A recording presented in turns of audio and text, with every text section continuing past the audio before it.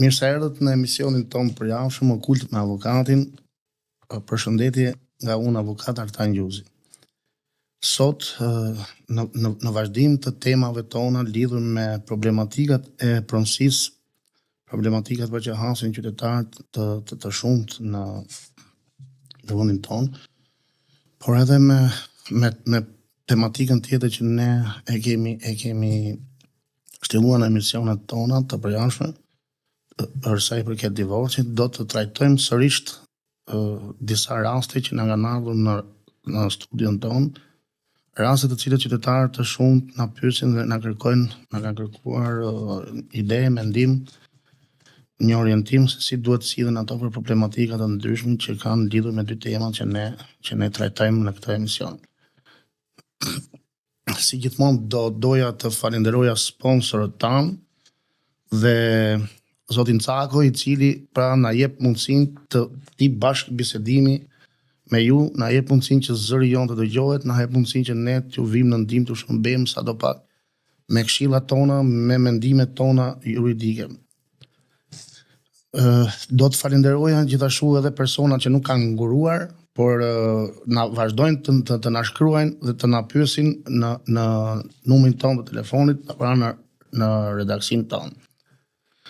Do të kërkoja edhe një herë nga të gjithë ato që na ndjekin të bëjnë subscribe në kanalin tonë dhe mos nguroni të na pyesni për çfarë do lloj problematike që keni lidhur me dy temat që ne trajtojmë në këtë emision Okult me avokatin. Në redaksin tonë sot është për të theksuar se kanë qenë të shumta gratë zonja që kanë pyetur për problematikat e tyre, sidomos problematikat që lidhen me pronën, si ndahet prona post divorcit, me shqetësimet që këto qytetarë kanë për sa i përket ndarjes së pasurisë ose trajtimit të pasurisë post divorcit. Por do të trajtojmë sot edhe ne kemi zgjedhur në fakt disa nga ato që janë më specifike, kemi zgjedhur disa, se janë të shumta, por do të trajtojmë sot edhe disa problematika që na kanë kërkuar mendim për sa i përket pronësisë.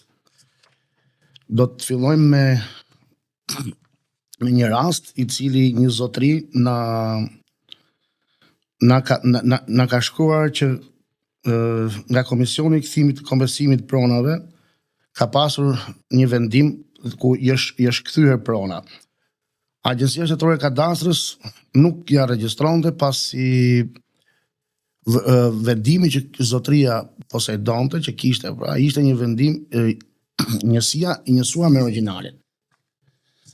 Dhe i kërkonin zyrat pra të kësaj të Agjencisë Shtetërore të Kadastrës, i kërkonin vendimin origjinal dhe nuk ja regjistronin. Kjo është një problematikë që në fakt për çudi ka filluar të haset shumëta si në vendin tonë, në personat që posedon një pronë ose ka persona të shumë që kanë një vendim të tillë, pra njësia me origjinalin. Zotëria është drejtuar gjykatës, e ka fituar gjyqi në shkallën e parë, por më pas gjyqi është apeluar nga institucioni, nga ASHK-ja dhe çështja është në apel. Në apel administrativ bëhet fjalë. Pyetja që na ka pasur për zgjedhje zotëria është nëse ka mundësi që gjyqi të përshpejtohet pasi jemi të njohur tani me radhët e gjata që ka ose që të qytetarët duhet vuajnë në gjykatën e apelit administrativ, ku për hir të vërtetës të themi që janë duke u gjykuar ende dosje ose procese gjyqësore të vitit 2017.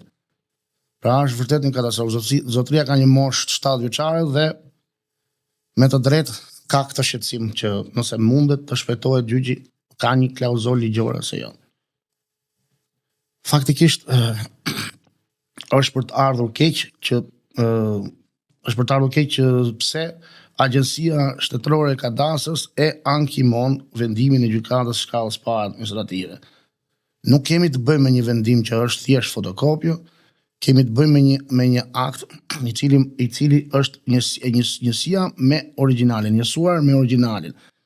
Vërtetimet, aktet e njësuara me origjinalin janë të vlefshme në ligjin tonë. Pra në çdo veprim noteri bën njësinë me origjinalin dhe këto akte janë të vlefshme dhe nuk e di pse agjencia ka shumë raste që na kanë ardhur, të tilla të ngjashme, agjencia shtetërore e kadastrës kërkon vendimin origjinal. Pra e mundon qytetarin për shumë vite, edhe se ai është në të drejtën e vet, do të gëzojë dhe të zhvillojë pronën si pronar i ligjshëm i kësaj prone. Faktikisht, fatkeqësisht, gjykata europiane për drejtat e njerëzit, por dhe gjykatat më të larta, kushtetuesja ose gjykata e lartë ka dhënë orientim në fakt që prioritet në gjykatën e apelit administrativ duhet të kenë të gjyqet me problematik familjare. Në këtë rast nuk kemi asnjë mundësi ligjore për të përshpejtuar procesin, edhe se mua më vjen keq që zotëria ka një moshë të madhe dhe relativisht madhe dhe që është dashur të kalojë shumë vite në për dyert të gjykatave. Mund t'i drejtoheni relatorit në qoftë se keni ndonjë problem, ndonjë hall familjar, ndonjë smundje, mund t'i drejtoheni relatorit me një kërkesë të veçantë, relatorit çështjes, dhe ndoshta ai e shikon të arsyeshme që çështja juaj të kalojë pa radhë për gjykim, por që ligjërisht më vjen keq nuk ekziston asnjë rrugë ligjore për të përshpejtuar një proces. Përveç se kësaj që u tham. Është një rast tjetër, një zotëri tjetër i cili ka pasur, është afërsisht si ky i pari, ka pasur një pronë dhe është kthyer nga komisioni i pronave në kthimin e kompensimit pronave në asaj kohe, është kthyer prona, po zotëria posedon ka pasur një certifikat, një vërtetim pronësie, por së fundmi kur ka kërkuar të pajiset me certifikat pronësie, ASHK-ja i kthen edhe këtij zotërisë një përgjigje në cilën thuhet që nuk mundet të pajiset me certifikat pronësie pasi vendimi është i njësuar me origjinalin dhe nuk është origjinal. Përsëri ASHK-ja duket i mundon qytetarët me këtë forma, ose mund të jetë shumë e thjeshtë. ASHK-ja vetë si institucion, Agjencia Shtetërore e Kadastrës, mund të kërkojë një informacion zyrtar në Agjencinë e Trajtimit të Pronave që është sot, që vazhdon pra atë rrugën e Komisionit të Thimit dhe Kompensimit të Pronave. Zotëria kërkon të di nëse mundet të bëjë një vërtetim fakti me të cilin të regjistroj pronën, pasi a mundet hipoteka ta regjistroj pronën e këtij zotërisë me vërtetim fakti në gjykatë. Vërtetimi i faktit është një drejt faktikisht ligjore përcaktuar në legjislacionin ton, por nëse do realizonit në gjykatë një vërtetim fakti për çfarë ju pretendoni, nuk do ta regjistrojnë të pronën, sepse vërtetimi i faktit nuk është obligator për ASHK-n që të regjistrojë pronën tuaj. Pra, nuk mund ta regjistrojnë të pronën vetëm me vërtetimin e faktit. Ju mund të drejtoheni drejtorisë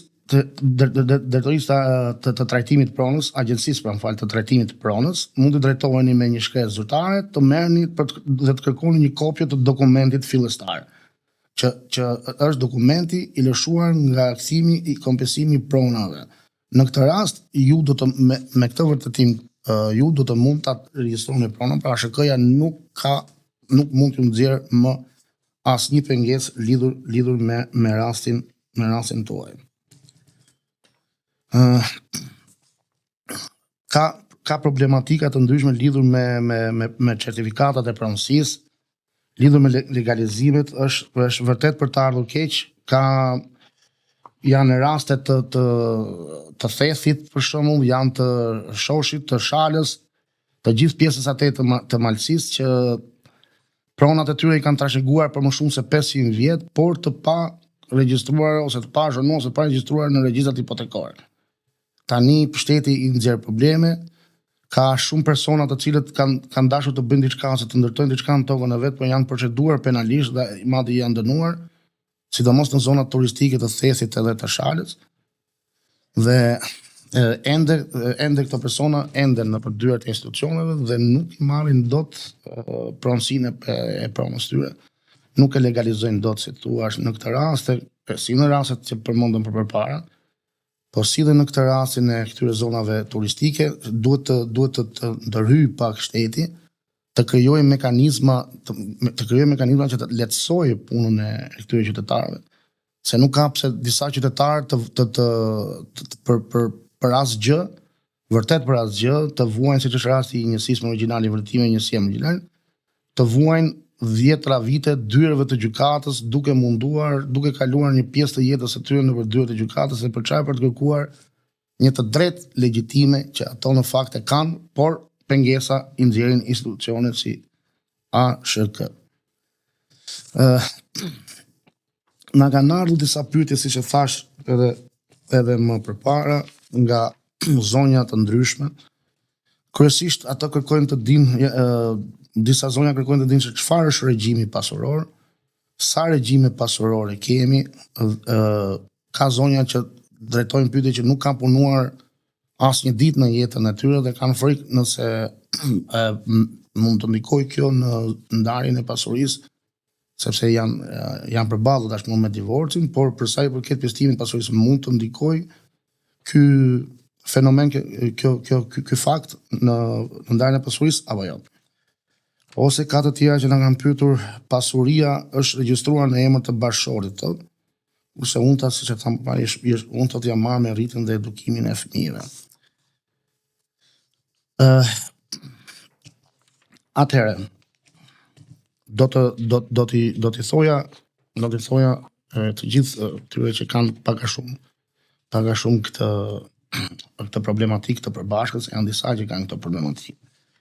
Regjimi pasuror martesor është tërësia e normave fakt juridike, të cilat rregullojnë marrëdhëniet midis bashkëshorteve lidhur me pasurinë. Pra, pasuria midis dy bashkëshorteve mund të rregullohet ose rregullohet në legjislacionin tonë, në kodin e familjes, nga një tërësi normash të cilat janë përcaktuara në këtë kod. Sa regjime pasurore kemi? Në fakt, dy janë regjimet kryesore pasurore. Regjimi me ligj dhe regjimi me kontratë. Çfarë janë këto të dyja? Ti shpjegoj për shkak të personat që kanë pyetur të jenë sa më të qartë, domethënë, për hapat që do të marrin në vazhdimsi. Dy pra janë regjimet pasurore. Ndarja ndërmjet tyre qëndron në autonominë e palëve, të cilët kanë të drejtë që të vendosin mbi rregullat që do të qeverisin, pra të rregullat që do të udhëheqin pasuritë e tyre. Pra dy palët, dy bashkëshortët, burri dhe gruaja, kanë të drejtë të rregullojnë marrëdhëniet e tyre pasurore në dy mënyra. Është kontrata, që quhet kontrata martesore, kontrata për pasurinë. Të dy bashkëshortët mund të bëjnë një kontratë paraprake në të cilën mund të përcaktojnë rregullat se si do të udhëhiqet, si do të qeveriset pasuria e tyre e përbashkët. Nëse kemi në rastet kur e kanë rregulluar pa dy bashkëshortët me kontratë, atëherë këtu çdo gjë varet nga kontrata ose nga vullneti i dy palëve që kanë shprehur në kontratë. Nëse nuk kemi një kontratë të tillë, mungon, pra nuk është nënshkruar një kontratë, do të kemi pasuria i nënshtrohet regjimit pasuror me ligj. Çfarë do të thotë? Regjimi pasuror me ligj do të thotë që pasuria e vën gjatë martesës, atëherë i takon, i nënshtrohet pjesëtimit të përbashkët, pra 50 dhe 50. I themi zonjës që thotë nuk ka punuar asnjë ditë, por është marrë me rritjen dhe edukimin e 3 fëmijëve, që në fakt rritja dhe edukimi i fëmijëve është një detyrë shumë madhore, është detyrë më madhore dhe më e rëndësishme se sa të punosh ndonjëherë, domethënë se fëmia është interesi më i madh në gjithë sistemet demokratike. Edhe pse nuk ka punuar asnjë ditë, mos prekupohet zonja, sepse kjo nuk ndikon në pjesëtimin e pasurisë. Pasuria, çdo pasuri, e cila nuk vjen nga dhurimi, nga trashëgimi ose nga testamenti me bashkëshorti, do t'i nënshtrohet pjesëtimit të përbashkët, pra pjesëtimit pasuror, 50 me 50. Ju zonjë merrni sigurisht gjysmën e pasurisë nga zgjidhja e martesës, nga pjesëtimi i pasurisë. Një pyetje tjetër që na ka ardhur për tu diskutuar, që ne kemi vendosur për ta diskutojmë, është se çfarë të drejtash ka personi i cili në tokën pra e ndarë me ligjin 7501 1907-1991, pra ligji për tokën. Pasuria e palujshme, tokë bujqësore, që u nda në bazë të ligjit 7501, u nda për frym, pra, për familjet që banonin në zonat rurale dhe ishin antar të familjes në zonat rurale dhe ishin antar familjes sipas certifikatës së gjendjes civile të 1 gushtit 1991. Për pasuritë këto të kooperativës bujqësore dhe në certifikatë të gjendjes civile të datës 1 tetor 1992 për pasuri të ish fermave bujqësore. Pra kanë disa data të jo shumë të larga një me tjetrën.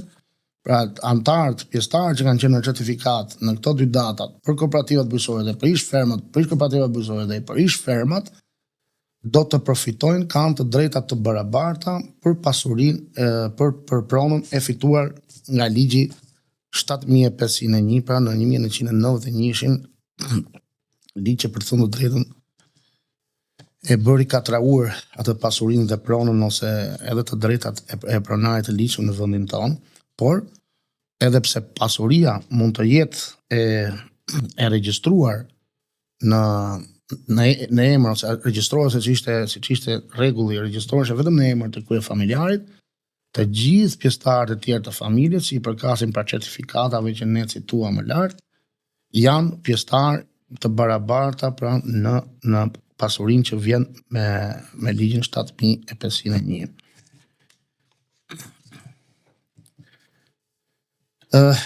Një pyetje tjetër që na ka ardhur, pra që na ka kërkuar tashu të japim një mendim, është në rast përfitimit pasurisë paluajshme me anë të privatizimit.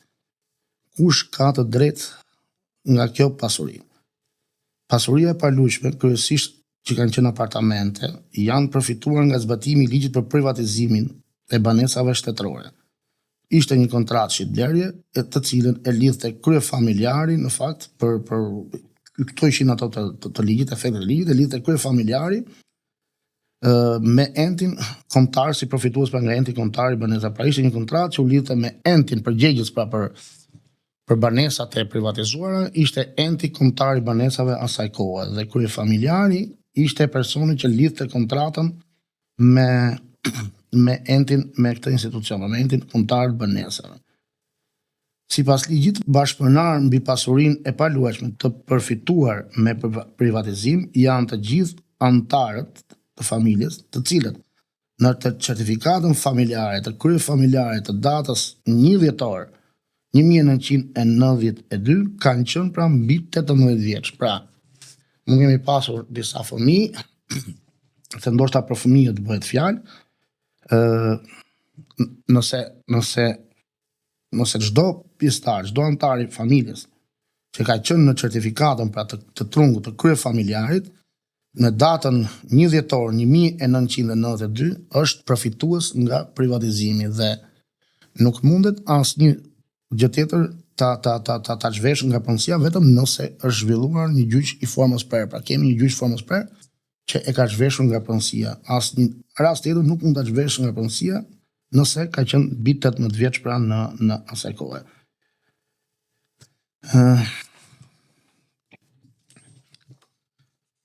Në rastet të përfitimit pasurisë paluajshme me anë të privatizimit, kush ka të drejtë? Pra, e thamë, këtë na ka ardhur 2-3 herë kjo pyetje. Si duhet të veprojmë për pasuritë e paluajshme të cilat nuk janë të regjistruara në Agjencinë Shtetërore të Kadastrës ose në zyrën vendore të regjistrimit të pasurisë paluajshme asaj kohe. A përfitohet kjo pasuri në mënyrë të barabartë nga 2 bashkëshortë? Përsëri shqetësimet të bashkëshortëve janë zonja faktikisht kanë qenë të gjitha, ato që na kanë shkruar që na kanë kërkuar mendim. Për pasuritë e paluajshme të cilat nuk janë të regjistruara në regjistrat e Agjencisë Shtetërore të Kadastrës, të tilla si mund të pasuria që bashkëshorti e ka përfituar me një kontratë paraprake, mund të jetë kontratë premtimshitje, kontratë sipërmarrje, kontratë shitje e një sendi në të ardhmen, kontratë me kush. Për shembull, një bashkëshorti mund të ketë lidhur një kontratë të tillë me një shoqëri ndërtimi për një apartament ose pasuri tjetër, që është duke u ndërtuar. Ju jeni, të gjithë topa që kanë këtë shqetësim, janë bashkëpronar të prezumuar në pjesë të barabarta me bashkëshortin. Pra, mos të keni frikë të gjithë personat që na kanë pyetur, sepse edhe nëse se kemi ende të regjistruar pasurinë në regjistrat e Agjencisë Shtetërore të Kadastrës, përsëri janë bashkëpronar të prezumuar. Çfarë do thotë pasuria që do vi me anë të këtyre veprimeve që do regjistrohet është pasuri që do t'i nashtrohet sigurisht pjesëtimit pasuror, pra është bashkëpronar me pjesë të barabarta. Pra përfundimisht kur të dali certifikata e pronësisë, automatikisht do të shënohet dhe personi tjetër që ka qenë familjar, që kanë qenë bashkë me bashkëshortin, kanë qenë familje. Por disa kontrata që lidhen me shoqëritë, sidomos me shoqëritë e ndërtimit, ligji e ka prezumuar që mund të regjistrohen, pra ka është një regjistër i veçantë ku regjistrohen këto kontrata, siç është kontrata e porosisë së sipërmarrjes, janë kontrata që regjistrohen në këto regjistra dhe automatikisht pjesëtari tjetër ose bashkëshorti tjetër bëhet bashkëpronar në certifikatën e pronësisë, menjëherë pa pasur shumë probleme. Për pasuritë e paluajshme të cilat janë në proces legalizimi, thotë si veprohet ose a janë pjesëtar bashkëshortja. Për pasuritë e paluajshme të cilat janë në proces legalizimi, pavarësisht se kërkesa tek aluizmi për deklarimin e pasurisë së ndërtuar është bërë nga bashkëshorti juaj, në rast se ajo pasuri, pra kujdes sepse këtu është gjithë ngërçi, në rast se kjo pasuri është ndërtuar gjatë martesës, automatikisht edhe ju zonjë jeni bashkëpronare mbi atë pasuri që duhet të regjistrohet ose duhet të legalizohet. Në momentin që përfundojnë procedurat e legalizimit, edhe pse proces verbali është hartuar edhe është mbajtur nga bashkëshorti, ju jeni automatikisht pronar bashkë me bashkëshortin tuaj. Duhet të keni kujdes, këtu ka një problem që unë dua t'ja u them faktikisht, dua t'i bëj me dije shumë personave që kanë këtë problem, pasi për shkak të një ose disa situatave të krijuara, shumë ose disa bashkëshorte, disa bashkëpronar bëjnë veprime që më vonë i kushton ose i vën në diskutim ose e vështirëson gëzimin e pronës. Pra, cilat janë të? Për shembull, firmosin, ka raste që kanë firmosur në të bardhë, për shembull. Ose ka raste që bëjnë deklarata për arsye nga më të ndryshmet, bëjnë deklarata që lidhin kontratë me palë të treta, e kështu domethënë cenojnë të drejtën e tyre mbi pronësinë. Nuk duhet të nënshkruani absolutisht asnjë gjë, ose nëse ju duhet patjetër të bëni veprime të tilla për shkak të interesave të juaja vetjake, duhet të konsultoheni me një jurist të fushës, i cili do t'ju mësojë se çfarë duhet firmosin dhe çfarë jo. Ka shumë persona që kanë firmosur në mirëbesim dhe më pas ende ndyrët të gjykatave dhe nuk marrin dot pronën. Pra janë zhveshur me dashje nga fitimi i pronësisë, i cili është nga edhe privatizimi është një nga mënyrat tona në vendin tonë për të fitimit të pronësisë. Një pyetje tjetër që na ka ardhur dhe që e hasim shpesh faktikisht edhe në problematikat tona është një zotëri, një fermer, ka marrë 8 dynim tokë arë. Këto i ka marrë me tre akte të ndryshme, me 3 akte të ndryshme për familjen bujqësore sipas ligjit 7501. Kanë nxjerrë certifikatat sipas AMTP-s, pra aktit të marrjes së tokës në pronësi, përkatëse, por problemi është se për një akt nuk po e nxjerr dot zotëria, pasi një pjesë e tokës është konstatuar ose rezulton të jetë në mbivendosje me një fëmijë tjetër. Edhe pse zotëria thotë që kam shumë 20 vite e më shumë që e posejdon tokën, ka dokumentacion të plot, disponon pa dokumentacion të plot, ka paguar taksa, na pyet nëse mund t'i drejtohet gjykatës, se çfarë pa dije duhet bëjë, dhe mund t'i drejtohet gjykatës për detyruar Agjencinë Shtetërore të Kadastrës të rishikojë këtë hartën, vendosjen e kufive pra, dhe të registroj personin tjetër me të cilin zotëria ka mbivendosje. Në lidhje me këtë problematik, në referimin të ligjit 33/2012 për regjistrimin e pasurive të paluajshme, unë mund t'ju them që nuk është e mundur, pra nuk është kompetencë e Agjencisë Shtetërore të Kadastrës të regjistroj një akt të marrjes së tokës në pronësi. Pra nuk mund ta regjistroj, më falni. Nëse ju kërkoni që ASHK-n ta detyroni të regjistrojë pra AMTP-n e personit me të cilin prona juaj krijon mbivendosje, nuk është kjo e mundur ligjërisht, pasi kemi dhe një vendim gjykatës kushtetuese e cila orienton pra e ka sqaruar këtë problem. ASHK-ja nuk është kompetente për të regjistruar mbivendosjen ose AMTP tapit që krijojnë mbivendosje. E vetmja rrugë, e vetmja mënyrë nderuar zotëri që juve keni për të zgjidhur këtë problem është vetëm t'i drejtoheni gjykatës. Mund të kërkoni ndihmë të kualifikuar, nëse nuk keni mundësi të paguani specialist ose avokat për sa i përket fushës, ka institucione në Ministrinë e Drejtësisë që mund t'ju sigurojnë një avokat falas, pra mos zguroni, të ndiqni këtë procedurë, sepse nuk ka çdo procedurë tjetër do ishte sonullati e kodit nga ana juaj. Mos zguroni të ndiqni pra këtë procedurë ligjore. Vetëm kështu, me një vendim gjyqësor të formës prerë, ju do të rregulloni mbivendosjen. Pra janë disa problematika që siç e shikojmë të krijuara në fakt nuk e dim, janë krijuar sepse organet ligjbatuese kanë qenë, si thuash, jo funksional, janë krijuar me dashje, por bërë një kaos që zor ta gjejmë këtë përgjigje. Por si ky qytetar ka me qindra qytetarë që prona e tyre krijon një mbivendosje. Dhe enden dyrëve të ASHK-s dhe dyrëve të gjykatave dhe siç dihet tash i rëndont, zgjasin me vite dhe nganjëherë nuk e gjejnë të drejtën e tyre.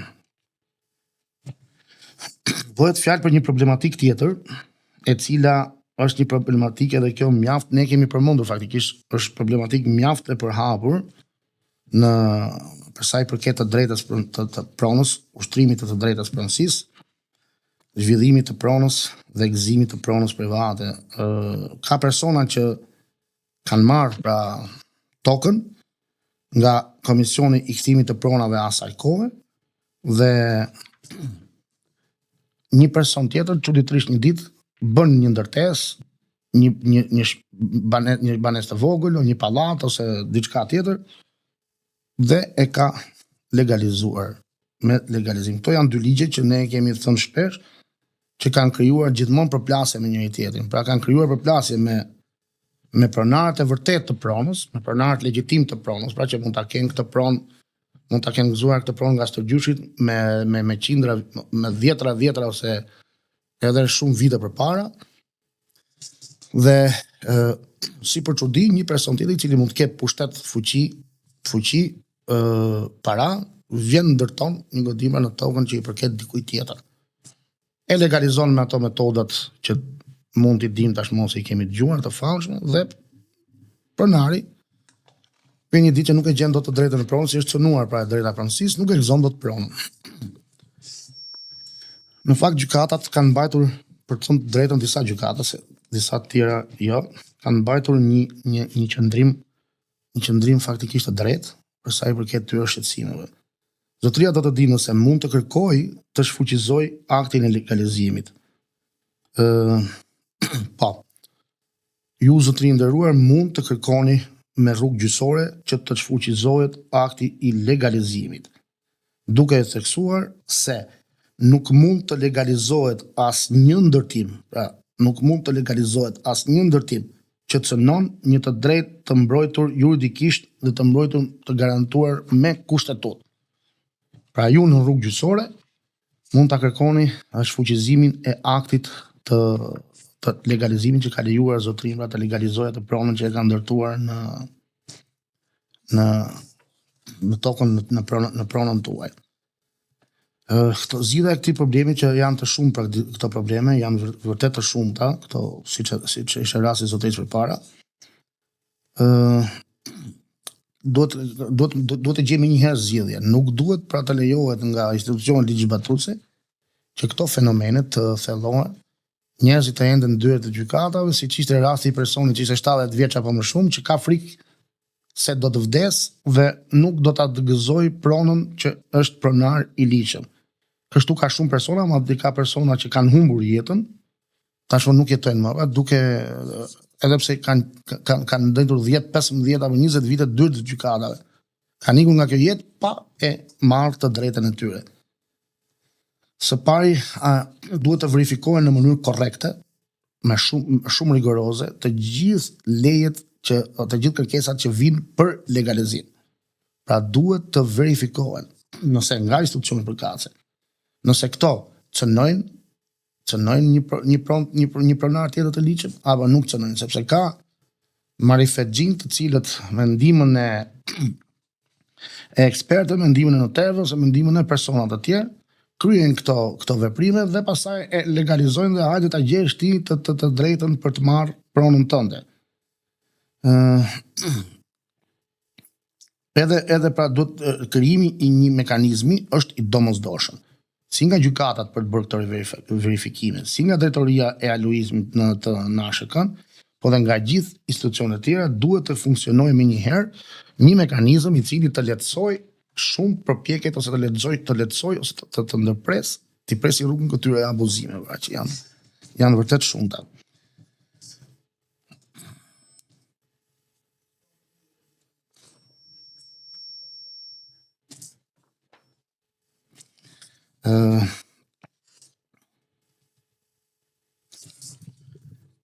Ne do të trajtojmë do të trajtojmë janë të shumta rastet për hir të vërtetës, por ne nuk do zgjatemi, do trajtojmë edhe një problem që unë e lash faktikisht enkas qëllimshëm në fund. Është një problem që edhe ky ka shumë i hasur sidomos 10 vjeçarin e fundit në të drejtën e pronësisë në pronarët ose personat që janë pajisur me AMTP, pra me tokë nga Komisioni i Ndarjes Tokëve asaj kohe me ligjin 7501. Çfarë ndodh pra kur një person posedon tokë fizikisht më shumë se sa ka të regjistruar në aktin e marrjes së tokës në pronësi. Pra, një person ka marrë nga Komisioni i Kthimit të Pronave, ligjërisht, sipas ndarjes të tokës, me ligjin 7501, një sipërfaqe të caktuar toke, por në matjen fizike ose fizikisht ky person posedon, gëzon pra më shumë pronë se çka në aktin e marrjes së tokës në pronësi.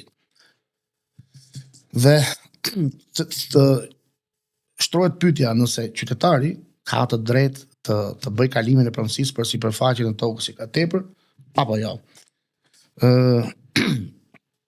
Faktikisht janë hasur pra vështirësi në këtë lloj problematike, por ligji pra 111 i vitit 2018, duke u referuar në enin 9 të vijues, në fakt e ka rregulluar deri diku këtë problematikë.